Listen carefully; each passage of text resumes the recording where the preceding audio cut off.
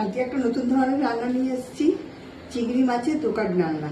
তাহলে শুরু করা যাক। কড়াইতে সর্ষের তেল দিয়ে গরম হয়ে গেলে আদা রসুন পেঁয়াজের পেস্ট, নুন হলুদ চিনি দিয়ে কষিয়ে ওর মধ্যে সেদ্ধ করে রাখা ছোলার ডাল, চিংড়ি মাছ বাটা দিয়ে ভালো করে কষিয়ে তার মধ্যে সামান্য ভাজা মশলা দিয়ে ভালো করে নাড়িয়ে শুকনো হয়ে গেলে থালাতে তেল মাখিয়ে তুলে নিলাম।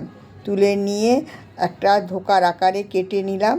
কেটে নিয়ে আবার কড়াইতে তেল দিয়ে ধোকাগুলো ভেজে ফেললাম।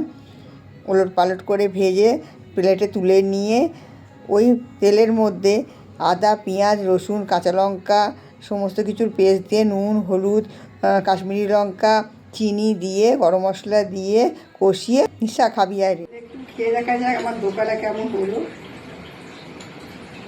এটা কিন্তু অন্য স্বাদের একটা টেস্ট পাবেন।